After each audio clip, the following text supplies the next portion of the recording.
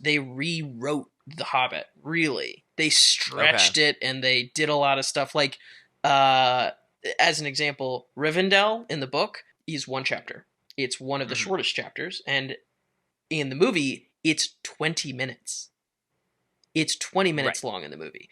And so they added a lot of elements to try and stretch this book that you could have done in a single movie, probably, into 3 movies.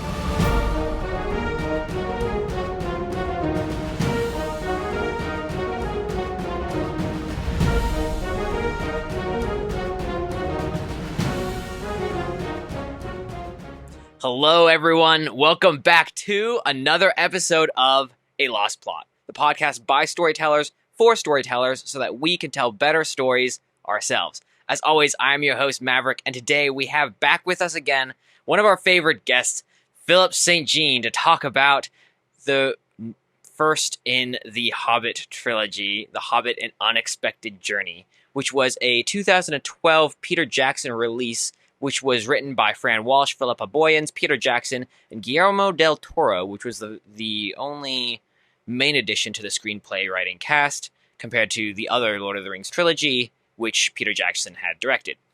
Anyways, just looking at this movie right off the bat, Philip, what is your biggest takeaway? What are your first thoughts when you see the first in this installment? The biggest takeaway would probably be this is quite obviously a prequel to The Lord of the Rings. It's not its own story. It's not The Hobbit, as most people who've read it will know it. It is very much a, hey, look, this leads to that other movie franchise that did so well. Like, that's what I got out of the first movie in this installment. There's going to be a lot of thoughts on who the main character is in this, I think, and how some similarities between how Jackson treated the Lord of the Rings in making Aragorn the main character rather than Frodo, and making Thorin the main character in this instead of the Hobbit, Bilbo. But that's kind of that was a broad, 30,000 foot view of the movie. Yeah, that's interesting. I guess I shouldn't be surprised that came up, because looking forward, that would be relevant to future installments to this, but that was not the first thing that came to my mind when I was thinking of this film.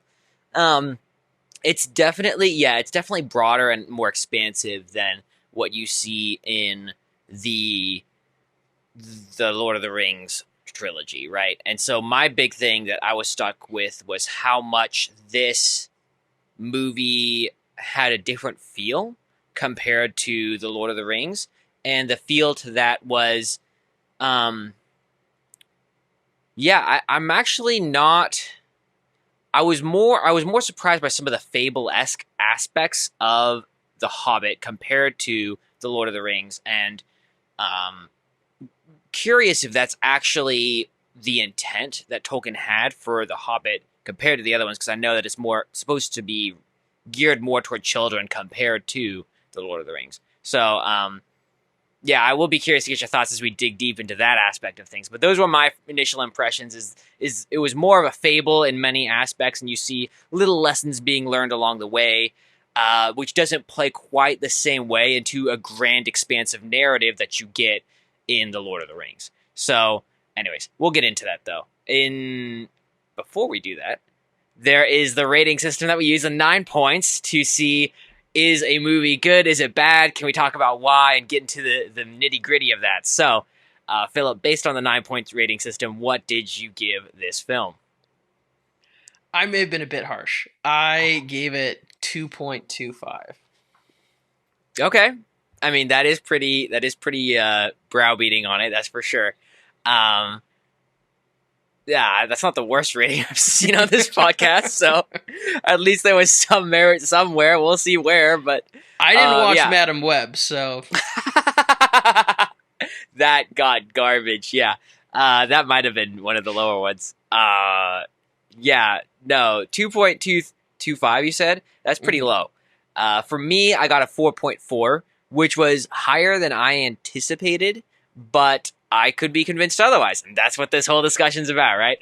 So, getting right into the film. You have it start off with Bilbo as an old man right before his birthday party, telling the story of how he got to where he is today, and beginning to explain the beginning of his story with a backstory with Erebor and the origin of the dwarves' home back when they owned their the Durin Kingdom, I believe it was. I don't remember exactly, which maybe shows I'm a terrible fan, but it starts off with the story of the dwarves and that kind of backstory of everything, why the party will even occur. What did you think in regards to opening up the film and introducing us to the character, the dwarves generically, but especially Bilbo? The opening, I think, did a pretty good job of capturing, you get this kind of fun introduction. It's like, oh, Bilbo, I know him, and we're back in familiar territory, and oh, he's riding an unexpected journey. That's fun. And then you get, a big opening scene. So you get that kind of, that nice, soft intro to, oh, this is something I know. And then you go into, oh, here's something action-y and different that I haven't seen before. And it tells this story of the Arkenstone, and it gives the background for that. And it has this, the Smaug comes and destroys Erebor, and everybody flees the Lonely Mountain. And you get this very, a pretty good, concise overview of what happened and why it happened. Now, again, it does differ from the book a bit, and I have my own issues with that. But as far as openings go, it caught your attention, it gets you going, and then it falls flat on its face. And I think that if it had ended there and Bilbo had gone, okay, and you'd heard like Frodo's voice in the background say, oh, there's, RSVPs are coming in for your party, and Bilbo had gotten up and left the room, and that had been the end of the opening, that would have been perfect. But instead, you get this kind of like really, really long scene where like Frodo's in it, and there's no reason for him to be in it, and he's like looking at a helmet, and then he's looking at a sword, and then they're talking about the party, and then they go outside and they're talking about Gandalf. You remember Gandalf?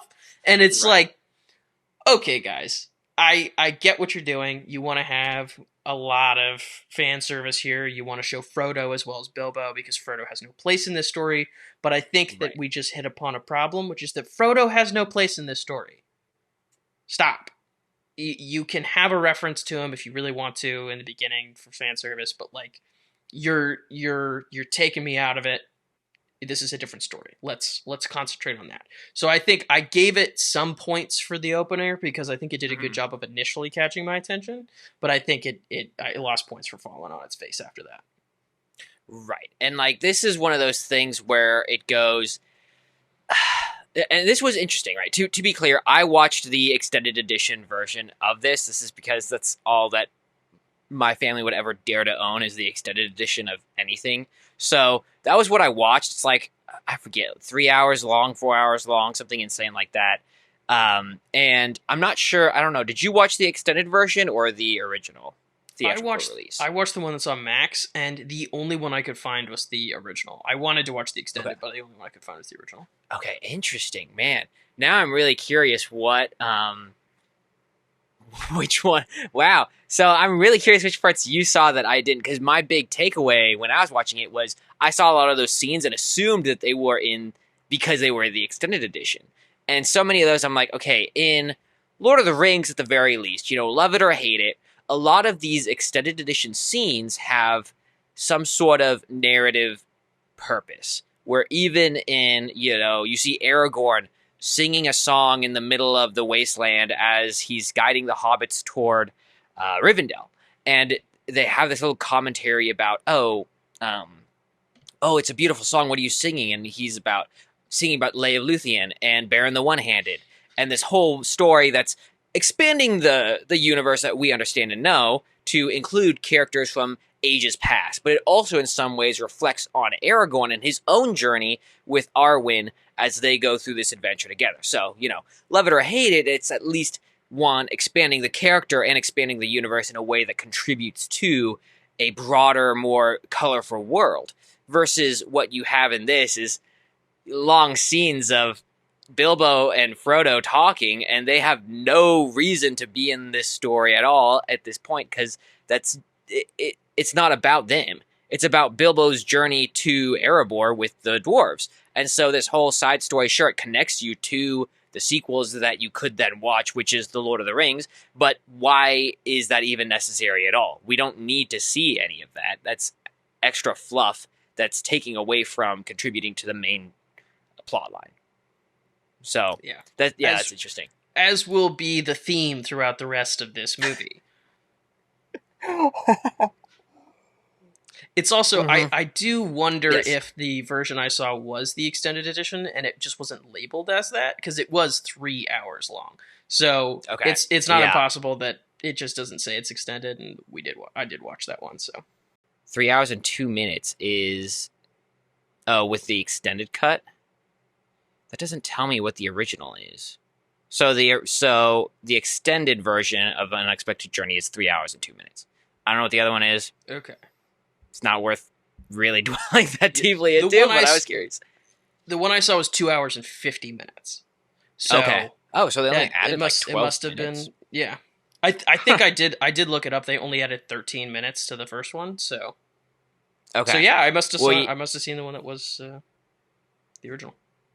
Right. And to be clear, even within that, obviously, there was a lot of things that were simply not necessary. Like, there's a scene where the dwarves are butt naked jumping into a fountain, and you're like, I'm sure this is supposed to show the whole, they're just uncouth compared to the elves and totally out of their element, whatever. But at the same time, you go, what is the point of this? We've already seen that they chew with their mouths open and sing songs on top of the table and stuff like that. We don't need to see scene after scene after scene of them breaking things and all of this to prove that they are not fit for this environment. That's not necessary at all. So there's a lot of that kind of stuff in this movie. Yeah. Anyways. I'm sure we'll touch on that more when we get to side characters, because I will get swallowed whole by that part of the conversation. But we'll wait. We'll wait. Sure. Let's start off with supposedly the main character. After that intro, I'm not so sure. Talking about Bilbo, because of course Bilbo's the main character, right? He's the one that starts the conversation. He's the one that wakes up to see Gandalf at his front door. I mean, it's clearly about him, right?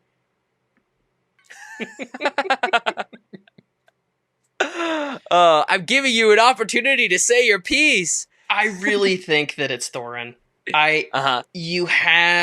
Bilbo has this kind of tertiary part to play.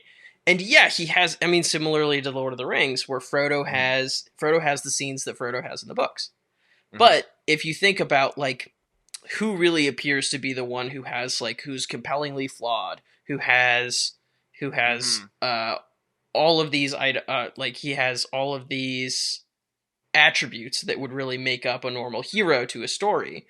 Mm-hmm. And it's Thorin. In the books you have, Thorin is less bumbling and less, and more courageous and perhaps more honorable than most dwarves are. But he's still a dwarf. Like, right. The first big difference is, in the scene where they're coming to dinner at Bilbo's, all these dwarves, they fall over one another through the door, and then Thorin comes after their silly dinner. They have silly dinner, and then Thorin comes, and he's super cool. And in the book, Thorin is at the bottom of a pile of dwarves on Bilbo's doormat. Like, he's not... at the front that got pushed through, yeah. Right. He's not the coolest guy in the world. He's not the hero. He's not an Aragorn, even. But we spend a lot of the movie concentrating on his background. Oh, what is Thorin's background? Ooh, Thorin, where did he get his name? Why is he so serious about orcs? He has all of these scenes alone with Gandalf. You have a bunch of scenes where Bilbo's in the scene, but he's just standing there. Like Elrond's council chambers. You've got Thorin is talking about how, I don't trust elves and I don't want to show you my map and my key. And Bilbo's just standing there like, Yeah. And you're like, well, why is Bilbo in this scene? There's no it's Bilbo's in this scene because the movie's called The Hobbit. Like, it's not. Oh gosh, that's he's fair critique. unnecessary, especially in this movie. I haven't. Mm-hmm. I don't think I've actually seen the other two movies in the series. So ready. So I haven't. I can't speak to whether or not that's the case for the rest of the movies, but certainly for the first movie, I think there's a really good argument to be made that Bilbo's not the main character. Thorin is. Right. Well, yeah. And some of it is doing a little bit of what you see to a certain degree in the other Lord of the Rings, trying to play a little bit of the devil's advocate here, where you see that Bilbo and Thorin could be similar to, let's just say, Frodo and then Aragorn, who both have their own separate side tracks that they go down as they're exploring their adventures, trying to recombine and fight the forces of evil, right? So hypothetically, you could say, okay, Bilbo goes off into the Riddles in the dark, and you see Thorin and the crew get taken over to the massive Goblin King and all of his crew and dealing with that whole situation. But I don't know that necessarily justifies it, because you are right. There's multiple times where Bilbo is simply there to be there. And you could argue that some of that goes to his own motivation, right? Because why is Bilbo there even to begin with? For Thorin, it's pretty obvious, right, why he's there. He's there because he, at least in these films, and I don't recall it being that much different, although I don't have the backstory of Azog the Defiler in my mind as I say this, so you might be able to speak to that more. But he has a deep history of resentment against these evil forces that have taken his homeland from him. And he has a strong desire to gain that back and reclaim the homeland for glory and for the heritage of his family and all of this stuff that he wants to do. And there's reason for that, right? It's not hard to see, yeah, clearly there's good reason for him to be on this adventure, right?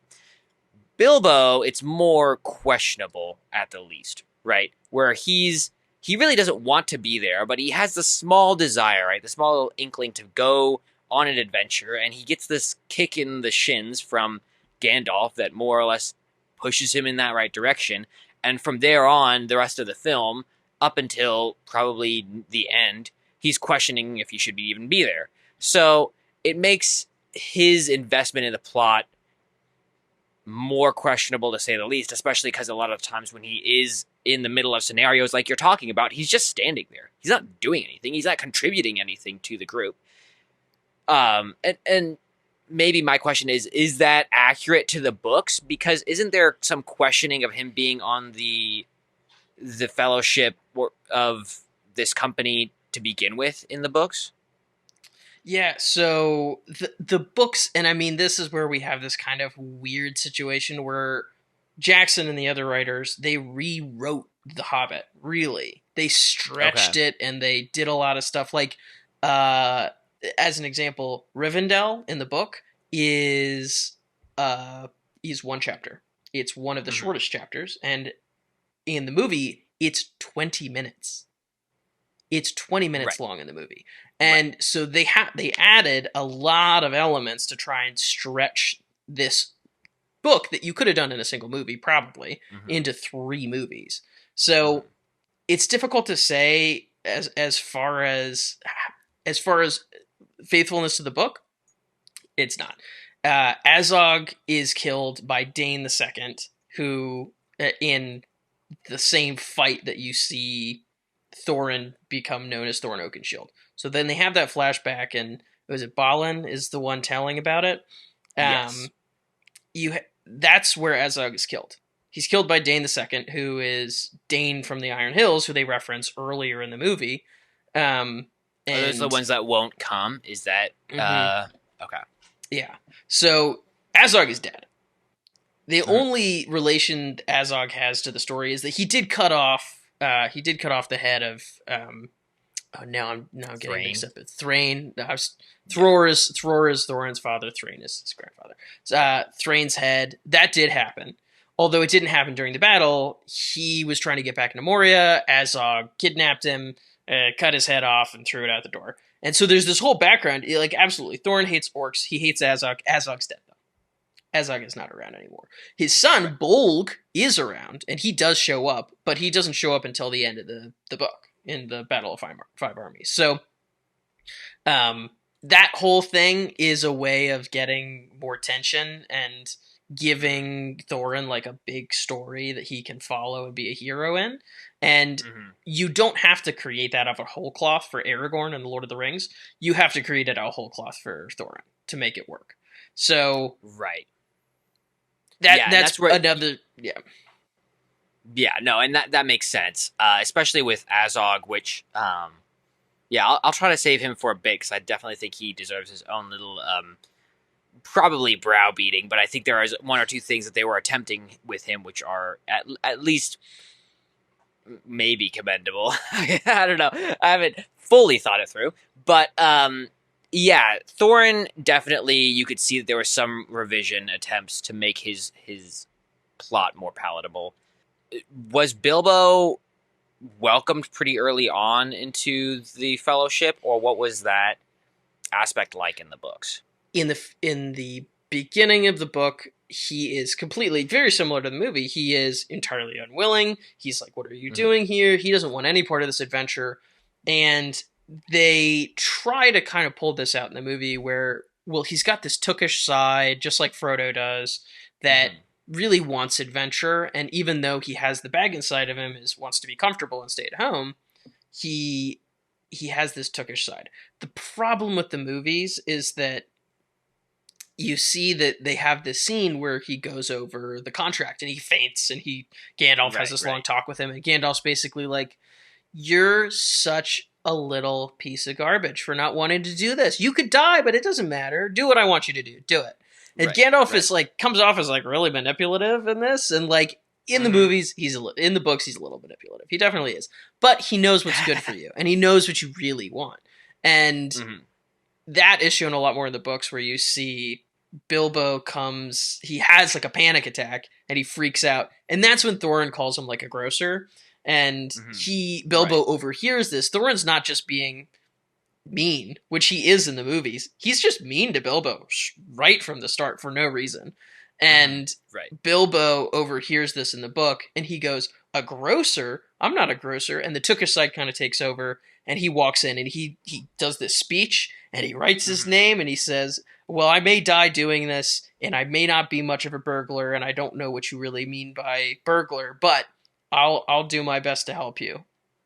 And so you get this moment of like, Gandalf is like, "Yep, yeah, I chose the right guy for this job," and everybody is a little bit concerned there because he had this panic attack, and he's acting a little oddly. He's kind of saying some stuff that makes it sound like he's not really into this idea, but he signs it of his own volition in front of everybody, and they expect him to come with. So I think there is some truth to the movie showing that he's not fully accepted, and they don't really believe in him, because that's a big part of his growth. And after he gets the ring is when they really see like, wow, he snuck up on us and nobody noticed, and he got out of the goblins' caves all by himself. This guy is going to be a great burglar. And so that's when people start respecting him too. So like timing wise, it actually in the books is specifically. Yeah, okay, timing wise, it is very similar to the movie. So they changed some things, and I'm not in love with how they did it and why they did it, because I think it would have been better if they'd kept it. But timing-wise, it's very similar. Okay, gotcha. Yeah. That's such a classic Philip St. line right there. I didn't like some things. Because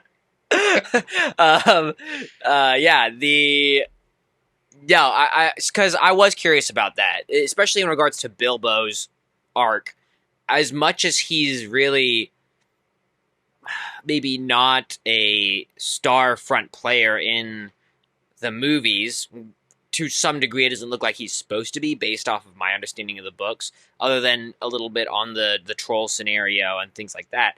But for the most part, he's kind of more just trying to integrate himself and figuring that aspect out of his life.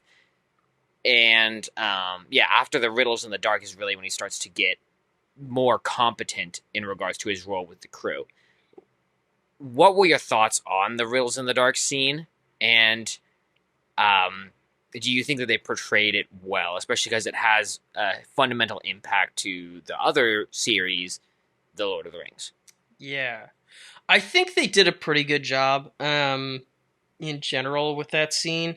Like, there's some minor changes that are different from the book, but like it's supposed to be a little creepy. It's supposed to show a couple of things, and it's supposed to show that Gollum does not care about the rules, and he was going to kill Bilbo. That's really important. Right. So that you can see that Bilbo he didn't just steal the ring from this poor and defenseless creature. Gollum would kill him. And they show him eating an orc, which is like, oh, all right, okay. But it kind of gets immediately to the heart of like he kills and eats things. And in the book, the narrator says that. So I get why you would show that. And then you have the scene where he actually puts the ring on after Gollum comes after him, and he has the opportunity. He actually takes a minute, you take some time, and you show him like with the sword to Gollum's throat. And I thought, yeah, that's good. You need for people to understand that he had the chance to kill him, and he decided not to. That's really important. So I think they did a pretty good job there of, it's not exactly the same as the book, but you can't be in every aspect. And I think that the changes they made sense. Yeah. Well, that was one thing I was recalling was even the riddles they're telling and everything like that. These are the same riddles you're seeing in the book, and how that scene that you were just talking about with the sword. I was thinking about how we had that whole discussion where the decisions of Bilbo may rule the fates of men, and you see that play out through his descendants, through Frodo and Sam, and how that mercy ends up saving the world. And so seeing that moment of mercy was actually important for the future series. Not super important for the sake of the plot that we're seeing right now in this story, but to acknowledge how that plays into the other things, the other aspects of the universe. I thought that they did well. Doesn't necessarily affect my rating for this movie, but it gave me a little like head nod of, okay, I do like that part. I thought that they did pretty decent with that. Well, any time that I see something like that, I go, oh, that was pretty good. That was almost exactly like it was in the book. Yeah. Wow, they kept this scene almost exactly the same, and it was good. Kudos to them for not touching it. Like, right. I guess I can give kudos for them not doing much with the scene, but I can't give them points because all it means is everything they touch turned to garbage. So, yeah, well, and that's honestly, so that's generally my impression of filmmakers is when they're given something that has previous content that it's based on, 90% of the time you shouldn't touch it, right? There's not a good reason to keep that in your repertoire because or like to change what's in the repertoire, because what was put there has clearly worked. People are reading this, right? They have a fan base and all of that stuff.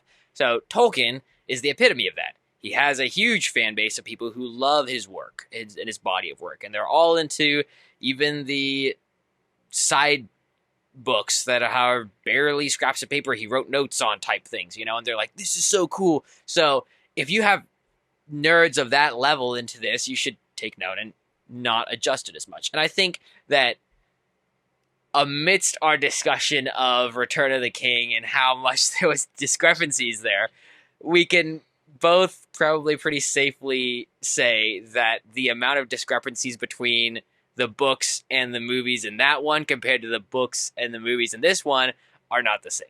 That the Hobbit, they full on just started taking things and stretching the Play-Doh and seeing what they could do with it to make a different type of story than what you get in the books. Yeah. And that comes with all of this additional content that they have. Yeah. You could really call this movie The Hobbit, Peter Jackson Revealed. Because that's what I think. Like, I think this is his true nature. And, like, people are going to hate me for saying that. But, like, I think, like, and I can't blame just him. You're right. He wasn't the only writer for the script. But he obviously had a big hand in it. So. Right. Well, one thing that you see in especially Bilbo, but even with Thorin, if you want to make the play for Thorin being the main character, which I don't really have a problem with, because I think that's to some degree accurate. Even if you make that, you still have things that they do with the plot, which especially even tension wise, right? Getting you invested in the plot do not work super well. And some of those are different from the Lord of the Rings. And let me hypothesize why, and then I want to see cross-reference to see if you know if they're accurate to the books and how Tolkien envisioned this as well. So when you're looking at a lot of the situations that they're dealing with, whether it's going to Rivendell, right, and being chased by the Warg Riders, or the trolls when they are about to get squished into jelly or eaten and all that stuff, or the Goblin King and all of that scenario, what you have is situations where they're put in a bad situation, right? And Bilbo and Thorin, to a certain degree, might try to get them out, but they're really not successful by themselves to stop the situation. And what you have are these random character, or maybe not so random character from the side, whether that's the Eagles or that's Gandalf or someone else, coming in and saving them every single time. Which means the main characters don't actually ever solve their own problems in this film.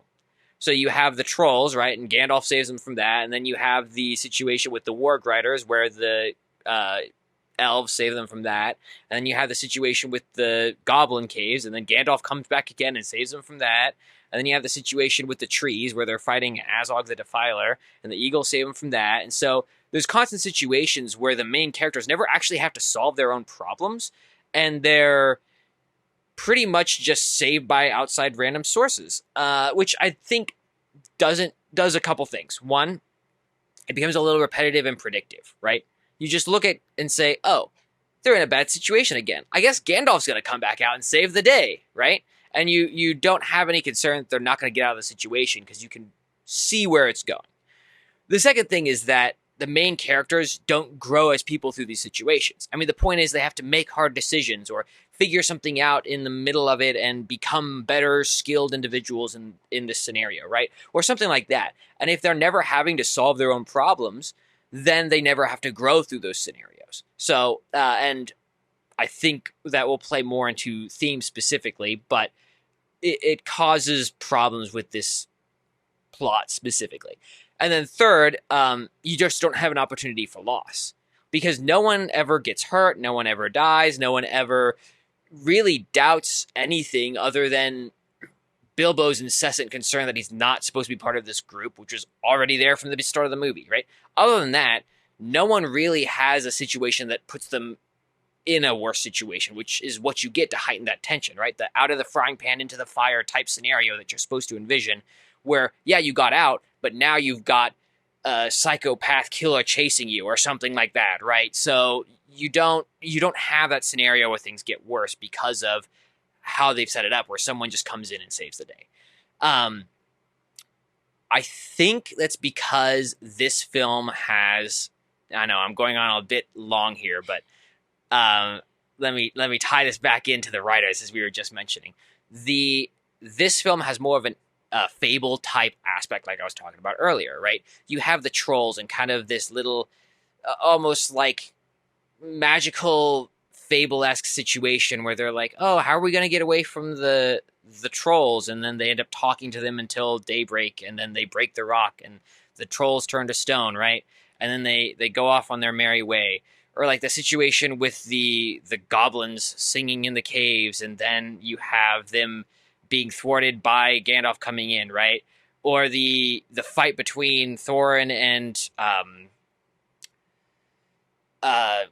Bilbo, thank you. And they have this fight, and then Azog the Defiler comes, and they're going to be killed, and right at the end, the Eagles come in and stop the Azog and all this stuff. It felt very Fable-esque, where it's like you're put in a scenario, and there's some sort of lesson to be learned here in a trite type of way, and then you move on to the next part of the adventure, which I would blame on Guillermo del Toro, which is the only person who was added to this group. Now, if you've seen a Guillermo del Toro film, you know that he has a lot of this type lore, mystical aspect that he likes to add to things, especially if you've seen Pan's Labyrinth, which we reviewed earlier in this podcast. Not in this podcast, but on this podcast.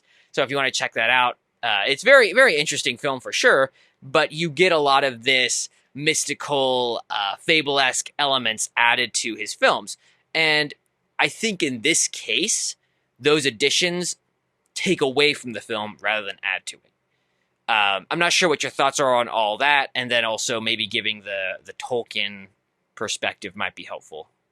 Yeah, that's interesting. I would say that I actually wrote this down while I was watching the movie, and it's that they either didn't rewrite it enough or they rewrote it too much. Because what you get is essentially two movies. You have the original story, which is a children's story, and it's great. Sure, if you want to make that into a movie, go for it. But you've got to understand that it's not the Lord of the Rings, and in order to make it epic, like the Lord of the Rings is, you have to add a lot, and you have to change quite a bit. So the scene with the trolls is silly. It's kind of fun. And like the book does a good job of showing like it's not, I can't believe, we'll get more into this when we talk about side characters, because good Lord. But but like, what is it? Feely and Keely are supposed to be watching the ponies. And they I don't know what they're doing, but they've lose two of them. And they're like, oh, it's trolls. 3 very dangerous trolls. You're fine. Go check it out. Get the ponies. So are they just evil? Or is this like a fun fantasy kind of fable-esque movie where the consequences are kind of vague and like it's fine. You can go do that.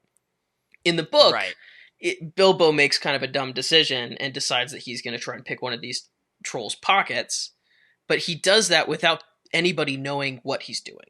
They don't know that there's trolls. All they know is there's a fire. They send him to check it out because he is the quietest of them, and he's supposed to be the burglar. He should be able to get in and out unnoticed. And that's the whole goal. And then he goes missing, and then they send people after him. So, but in the movie, they know what it is, and Feely and Keely are just being mean. Like, not even mean, but evil. Like, why would they do that to him? And yes, they do come out and defend him eventually, but like, you have that scene, and it's not clear that there's stakes. And there's no tension. And then there's this giant drawn-out fight. And it ends with... And the fight's a little bit silly, but, you know, Thorin is epic in it. And then they're going to tear Bilbo limb from limb. And it's like, okay, so this is serious. But only kind of, sort of serious. And then later you have... You can tell that there's a distinctive difference between the scenes like that and with the Goblin King, with the music and the... where, you know, it's kind of fun, weirdly, and then you've got, like, the wargs and Azog are chasing them, and it's like, those are all added. That doesn't happen. Like, the Rivendell thing, they do the goblin, in the book, they do the trolls, and then they go to Rivendell, and then they go to the mountains. There's no wargs chasing them, because in those scenes, you see, like, they get saved by elves coming along, which is, I don't know why they decided to do that, they did. And that's not in the book anywhere. Right. But you see in that scene, it's a lot more serious. Like, there's not much silly stuff going on. You have, like, people getting killed, and there's real danger, and there's real tension. And then you go to Rivendell, and then you go to the Goblin Cave, and the part that's in the book is kind of silly.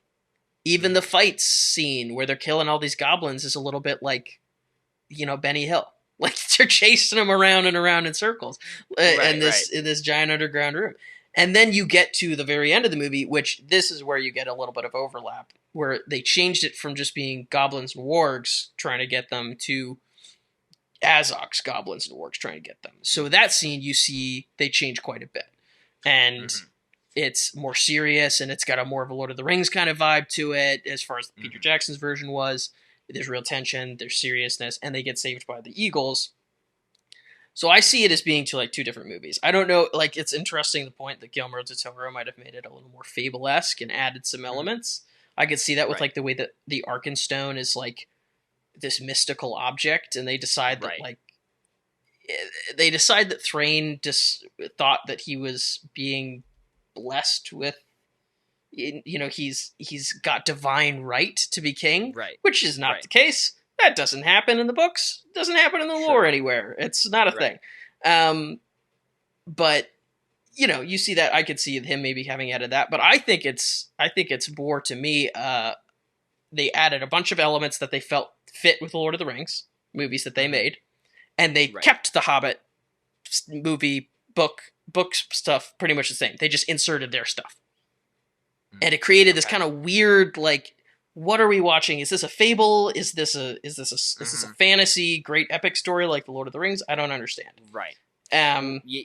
Yeah, that's interesting. Because it's definitely, you see, right, especially with those fable-esque aspects, some of them are elements that you saw in the books, just maybe played out in full Guillermo del Toro style, right? Right. Versus the added scenes, you're absolutely right. They are more of a action-adventure type scenario where, okay, Azog the Defiler is back and he's here for blood, right? And that's the scenario that you're getting, and they're very different feels to the same movie. And yeah, I guess that could maybe psychologically add a slight level of confusion to audience if you're, but I guess probably I also don't respect the average audience, so maybe that's something for me. The Rotten Tomatoes shows me that I can't trust the random audience's interpretation. So it also shows you can't trust any of the reviewers either, like the professionals. Yeah, exactly. Dude, what is it? Star Wars Episode 9 gets an 85% from the audience. You're like, no, you guys are all wrong. Yeah, so for this film, it doesn't seem like they added that much thought specifically to how they were portraying that aspect differently. I do think, and maybe it's the themes, but maybe just to provide at least a bit of a contrast, right? In Lord of the Rings, you have things such as maybe the flow of things, right? So, for example, at the end of the Fellowship of the Ring, you have Frodo and everyone. They leave Galadriel and all of the people at Lothlorien, and then they're going down the river. They know that they're being chased by Gollum.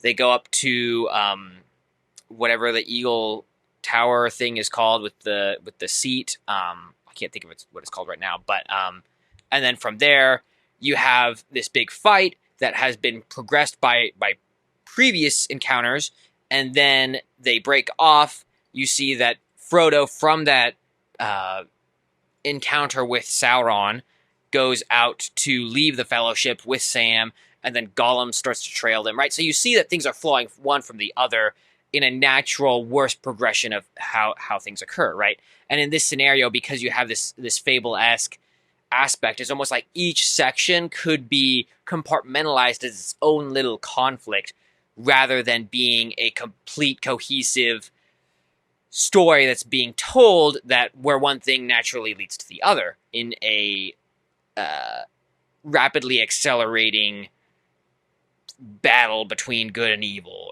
or whatever have you idealize. So the reason that I think that's important is because, like I said earlier, right? Normally, when you're in a situation of conflict, the characters grow through those situations, have to wrestle with their ideals. Do I really believe this? Do I really not? Do I belong with this fellowship? Do I not? Or what am I even doing here, right? And having to struggle through that. Or do I hate the people in my group, or do I respect and appreciate the members of this fellowship, right? As each character is trying to figure out.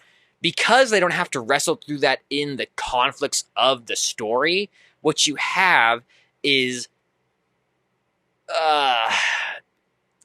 you have dialogue in this story that is blatant theme-mongering to the audience from the characters in the film, where you have Thorin basically saying straight up to the audience, I hate this person and I don't want them part of the crew. And you have Bilbo saying, what am I even doing here? And I am here because I want you to have a home too. And things like this, where instead of having a nuanced development through the conflict, you have people just spitballing their thoughts to each other in the dialogue, so that you as the audience can get the themes and messages of this film.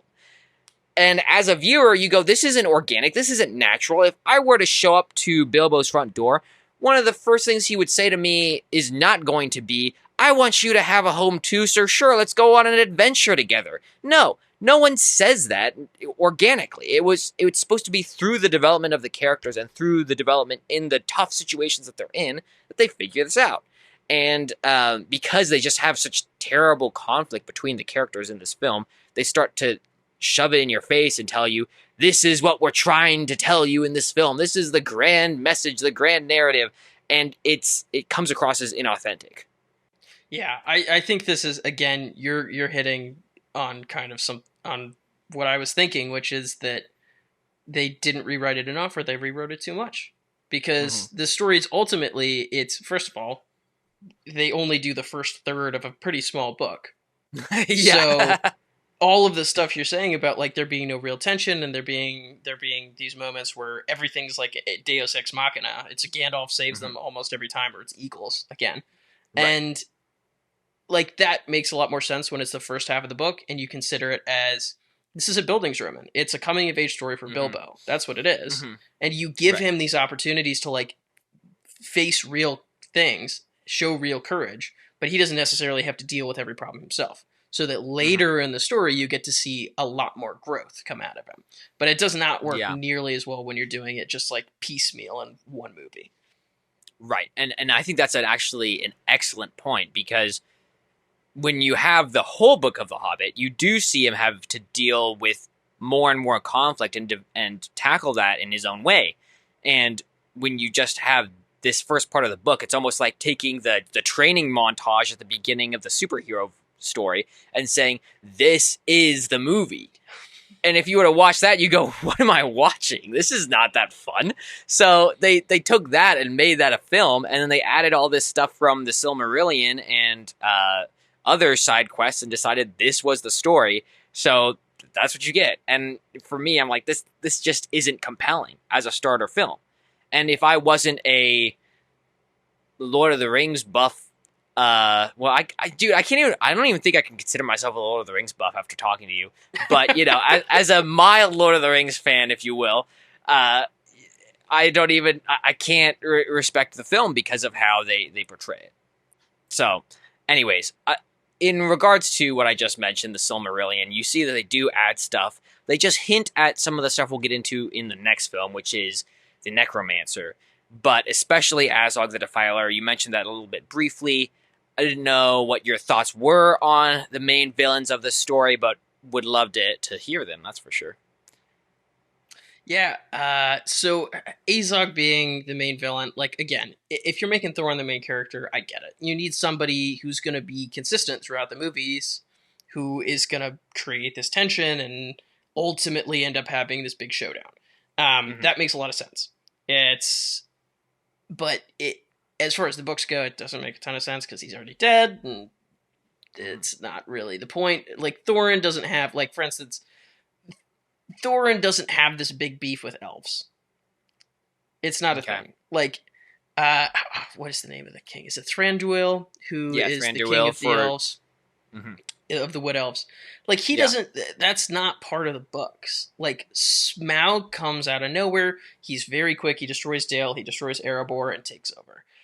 The elves didn't have an opportunity to come to the aid of anybody. Like, that's right. And it would have been ridiculous to have, like, imagine marching your army out and being like, we're going to lose, and we're going to be too late. Let's turn around and go home. But we'll go out there first. We'll check it out. We'll check it out, and then we'll go home. Right. And it's like, but we'll bring our army just in case. Like, that didn't make any sense. So, but they have this because they have to have, like, additional tension to have him, like, why does he not want to go to Rivendell? Why is he mistrusting of elves? And to set up, like, the conflict between him and Thranduil later in the movies.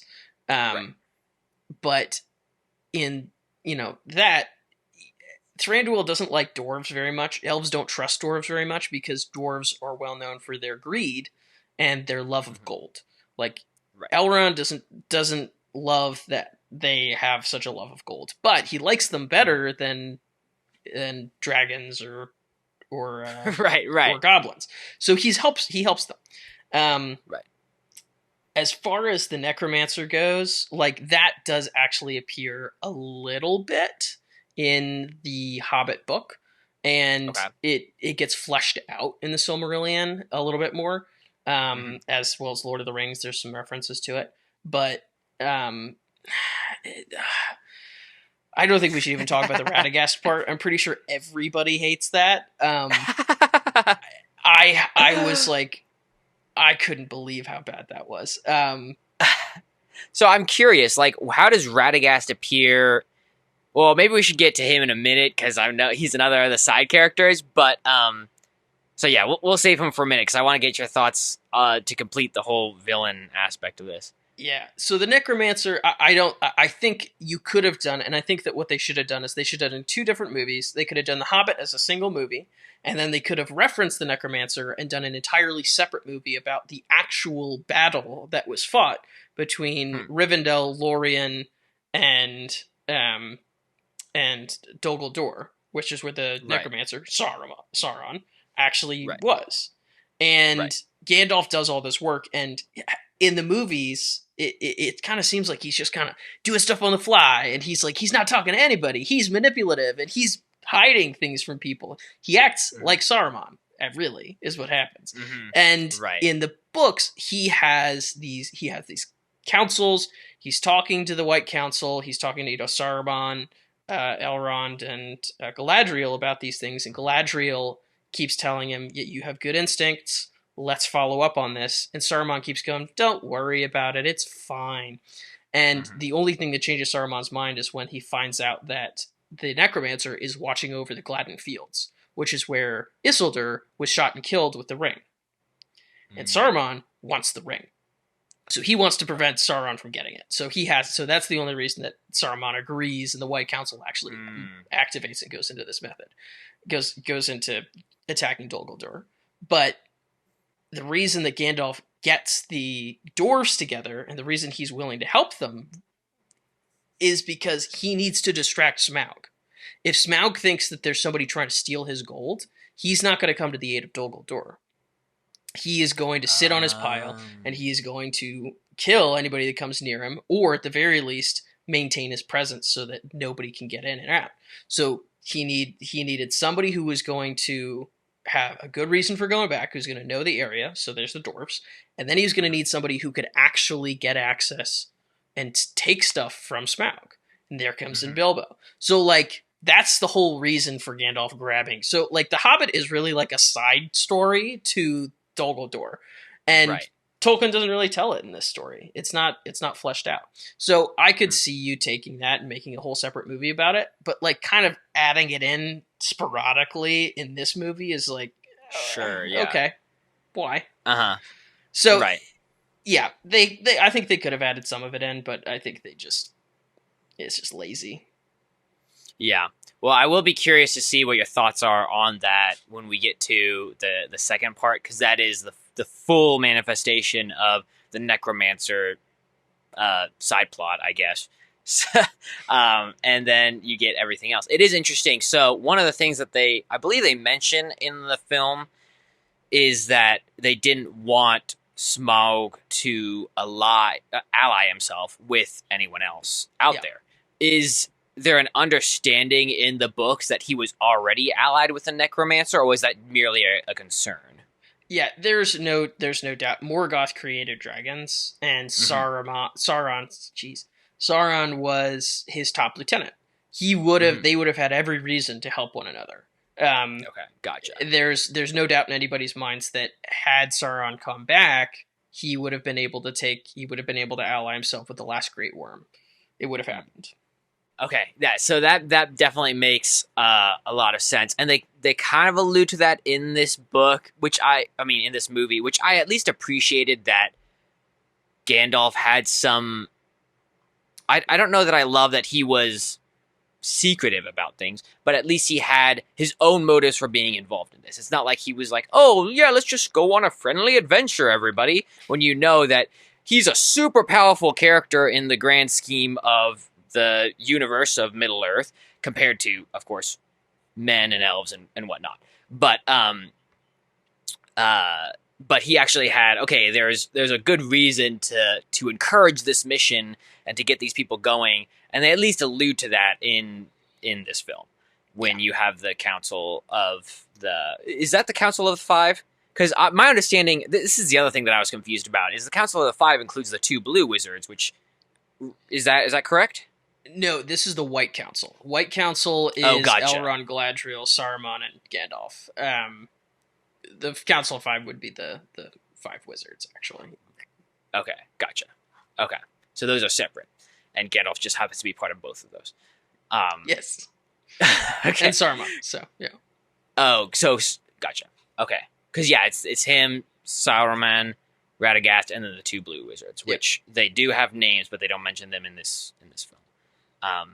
I don't think that Tolkien ever named them. I might be wrong. Oh, really? That. Oh, okay. I think they are just known as the 2 blue wizards, and that's why in The Hobbit, Gandalf can't remember, because they don't have names. Okay, well, nice. At least they respected that. Nice. Okay, so let's discuss the side characters now, because we're just starting to get into Gandalf and him as a character. Do you want to keep talking about Gandalf and then move into Radagast, and then if you want to bumble into all the dwarves too, that would be perfectly relevant? Yeah, we can keep talking about Gandalf because I honestly have fewer comments on him.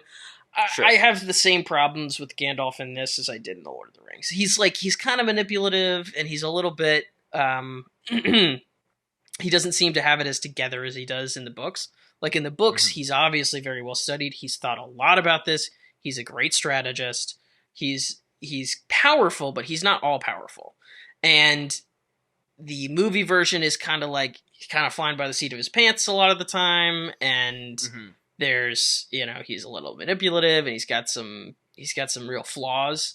I will say, I think that he's one of the less major problem characters in this movie. Like, you could have him the way he is in this movie, and it would be fine. But Radagast, I don't understand why he's in the movie at all. Like, totally unnecessary. Maybe they were thinking, we caught so much flack for not putting Tom Bombadil in the Lord of the Rings. Let's put Radagast in here. I don't know. But, like, it totally pointless. He's ridiculous. He's got bird feces all on his hair, which is, I don't know why you decided to do that.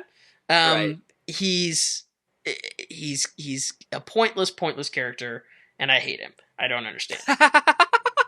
And I hate him. Oh, man. So, I'll play the devil's advocate again, make the case for Radagast and Azog, honestly, as a whole, is that if you look at this film, especially if you're going to add this extra stuff with the deal with the Necromancer and whatnot, there's a lot of things that frankly don't really connect, right? It is a little bit more episodic. Like you said, it's a kid's story, and there's a lot of the maybe more fable-esque aspects to this naturally built into it, so they played off that even more in this film and whatnot. But you want some cohesiveness if you're going to turn this into a trilogy, which I think your case would be, don't turn it into a trilogy. But like, if they're going to turn it into a trilogy, you need to have something that connects them cohesively. And to make it cohesive, you do things like introducing Radagast the Brown in the first film so that he leads into the full conflict with the Necromancer in the second film. Or, for example, having Azog the Defiler be one of the main opposing forces to Thorin, and introducing him in the first film, and then having him be the primary mono fight in the Battle of the Five Armies, Part 3 of this trilogy, right? So, the idea, I think, was good, is that if you're going to be this grandiose with this, you need to have more things that are making a cohesive development throughout the 3 films, right? I think the intent or the idea was going in the right direction. I think the execution was dog water garbage, so, it doesn't actually work out at all, but the idea makes sense, because if you just cut those out and keep the film as it is, I actually think the films make even less sense than they do as it is. So, take that as you will. you're comparing, what I consider a 4.4 to probably a 2.4 or a 1.4 for me. So I think it would be a significant degradation, but it also would not. It still doesn't make it in rewatchable amazing territory for me. So, that's that. Yeah. I don't know what your thoughts are on that, but I thought I'd just at least throw that out there as the devil's advocate. Yeah, I mean, like, again, you can say whatever you want. Like,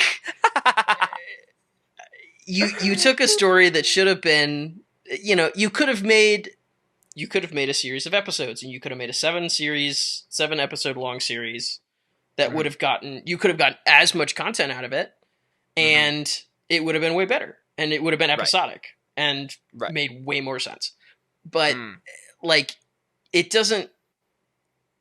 Like, I don't really care what their motivations were, and my guess is their motivation was money. Like, you don't don't take a story that works and ruin it because you want to get more runtime out of it. Like, that doesn't make any sense at all. So, again, you can rationalize it however you want, but it's not good. It's not gonna be good however much you rationalize. So I appreciate the devil's advocate position, but that's my stance on it. Right.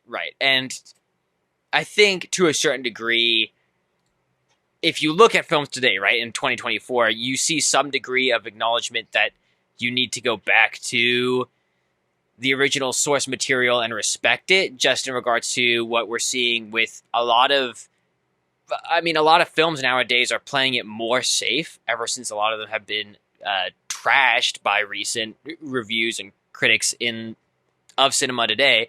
Is just that you can't just make a film and make it work, right? You have to have a solid story behind it. And so you've seen a lot more, whether it's the Ballad of Songbirds and Snakes, right? Or you have the Shogun film, or you have the House of the Dragon TV show, right? All those things where it's like we're following established, pre-written content and following that rather relatively true to the story to make sure that people get a pleasurable, solid viewing experience of a great story, right? Rather than seeding it with your own little ideas and saying, oh, let's do this and let's do that. And wouldn't this be so cool if we added this?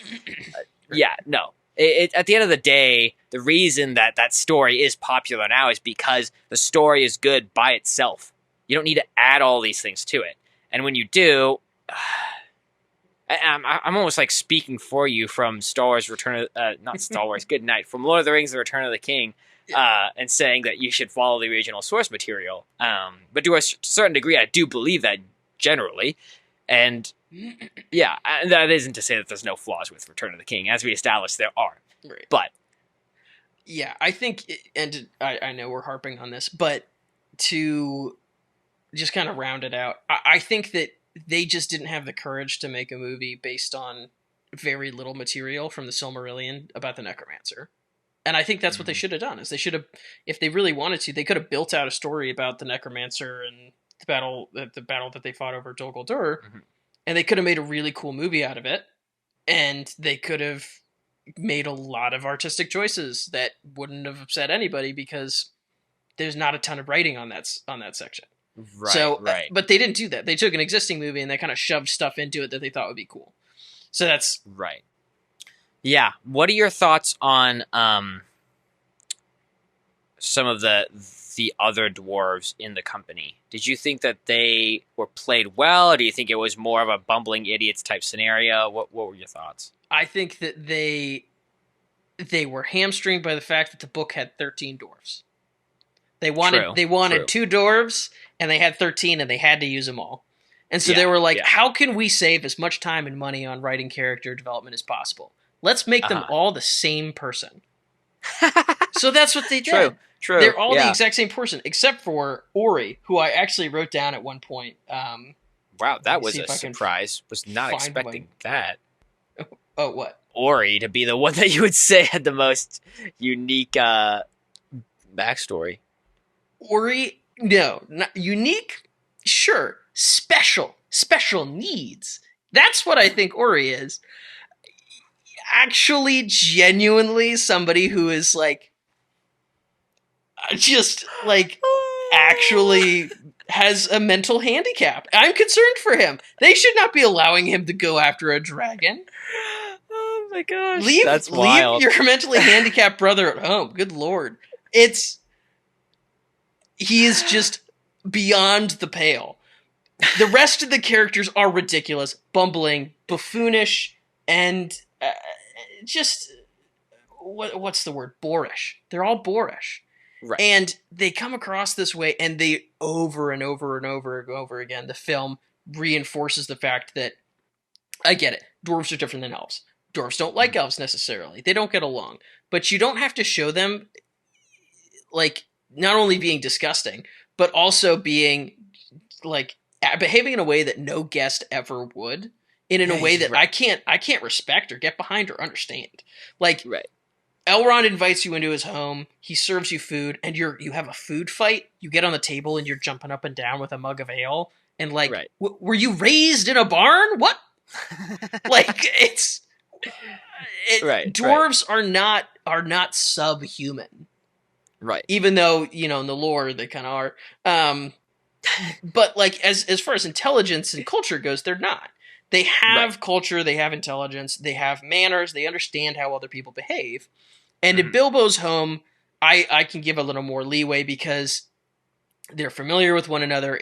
They think that they've been invited in by this hobbit who's going to be part of the crew. So they're they're letting their shirts out. They're being a little more chill. Right. They're still ridiculous. They're disgusting. It's ridiculous. I don't understand why they spent so much time. I spent so much time watching people drop food out of their mouths and like chug beers poorly, and it's going everywhere. And it's like the whole naked chicken fighting in the waterfall at Elrond's in Rivendell. I'm never gonna be able to unsee that. Yeah, good Lord, exactly. It's so bad. So I think that none of the dwarves are worth talking about. Almost none of the dwarves are worth talking about. You've got Thorin, possibly Balin, and those are the only two that have any kind of real personality. Fili and Kili will occasionally differentiate themselves from the rest of the group in a better way because they're attractive. But you have 3 attractive dwarves. Everybody else, unrecognizable as a human being. Like, they obviously did this for a reason. So Fili and Kili, you can tell specifically, is it Fili or Kili, is the one to watch. I think it's Kili. Keely, yeah. Keely, who I have heard later has this love storyline with an elf, which I'm gonna lambast. But like, you can tell he's special because everybody else looks like they crawled out of the ooze on the shore of a swamp, and he looks like a male model. So like, oh gosh. So dude, it's not subtle. It's they're terrible characters. I don't know what else to say. Yeah. I mean, I was going to make the case for Balin because at least he has something going there, but you at least acknowledge there might be something there, so I'm fine with that. Yeah, and, well, you know where Keely's going, so there's no need to say anything in this podcast because we'll save that for next time. But, yeah, I think you are right. And they are a little bit hamstringed because it's like you have all of these characters part of the group. That's part of the book, and that's intentional. And so, to some degree, you have to at least have some stock characters in there, right? It's not going to be a whole lot. But it just means that at the end of the day, when you're watching this film, the only characters you really care about, if anything happens to them, are Thorin, Bilbo, maybe Balin, right? Yeah. Like, and that's pretty much it. If anyone died in the Fellowship, you'd be like, oh, shoot. Darn it. Okay, let's move on. You know, and that'd be it. And that's just because you don't have the time or the capacity, especially the way they did it. Actually, they did have the time. They just didn't have the desire to develop any of these characters. Yeah. So, anyways. I will make one point, which is that in the books, it's not like these characters are all super well developed and have like amazing glowing personalities, but they're all different. And there's at least a little bit of time spent with each individual. So that's all I'll say. And they don't have any special needs ones as part of the group? My gosh. Like, why'd they do him so dirty? Like, why did you pick Ori out to be like the special needs Amish kid. Like, I don't understand. He's got like the hair. Dude with the haircut, yeah. It's so bad. Oh, that's funny. Yeah, so this is the first in the series. They try to have this message about belonging and I guess togetherness with the crew. And am I missing anything else in regards to themes? They had a couple of things they were trying to throw at you in your face, right? Is there anything you felt about those themes? Was it a good message they were at least trying to convey in this? It was, I mean, the whole, like, I want you to have a home too thing was just laughable. It's ridiculous. Like, They have a home. They have a place that they're living. And in the books, it's really clear that, like, they're not planning on going back and retaking Erebor. That's not really their plan. Their plan is to burglarize it. It's to get as much of their old wealth back as they can and then go home. Because they have a home. They went and made a home for themselves somewhere else. And that's where all their people are, and they're just going off to check this out. There is a vague possibility, and some of them do think that Smaug might not be there, and they might be able to move back in. But there's not like this thought process of, oh, we are going to retake our home. Because that's not possible with 13 dwarves and a hobbit. The explicitly stated, like, themes like that one and like Bilbo feeling like he doesn't belong, they're fine. They're not great. Again, the fact that you've turned this what should be like the first half of a movie into an entire movie is difficult because there's not really a whole lot of themes to really follow through for the rest of this. Right. The only additional one that I would probably mark out is you might be able to say, oh, there's this theme of Thorin continually misjudges Bilbo, and in the end you see, oh, don't judge a book by its cover. Like, that's the only thing I could maybe pull out, but like, it's weak. And yeah. Yeah. I mean, that is interesting. I do think that, and I haven't seen the other ones in a while, so when I rewatch those, I'll have to see what I think about the themes in the next ones. But yeah, for the most part, you see themes in Lord of the Rings that follow through and extend and develop throughout the other films, at the very least, and for sure in the books. But I'm not sure if they do that in these ones, because they kind of have an open shut case on belonging in this one. And then it turns into betrayal by the end of the third one. I'm not 100% clear on that. I haven't seen it in a while, but we'll have to see how that develops as it goes forward. Obviously, this is the first in that trilogy of films. Do you think it's going to have a lasting impact? Do you think that it's going to mean anything, especially since it's based on a well-renowned author's book? The lasting impact will be on how many times I need to wash my eyes out to unsee the naked dwarves chicken fighting. As far as the movie goes, that's about the only impact it's going to have on me. Yeah, I mean, this is the thing about heavy-handed themes, is that no one wants to be told what they should think or what the message is in such blatant terms, right? The whole point is to take them through an experience and an emotional journey. At the end of the day, they look back and in some fondness realize, you know what, you're right, I should do X or I should do Y, right? But when you just tell them, oh, it's about belonging and belonging with the people that you love and all of that stuff, you go, okay, that's cheesy, and you move on with your life, right? And so no one's going to take the message of The Hobbit, An Unexpected Journey, and have any applicability to it for future generations, right? It's not going to be a renowned film, both because it's told subparly at best, and secondly because the messages that are conveyed are ones that they try to really shout into your ear as you're watching the film, and that's just not going to impact people in the long run. So that's, me and Philip are in agreement on this one. There you go, guys. There's a twist. So that's the pod. We hope you all enjoyed. We will be back, as we always are, next week. See you all then.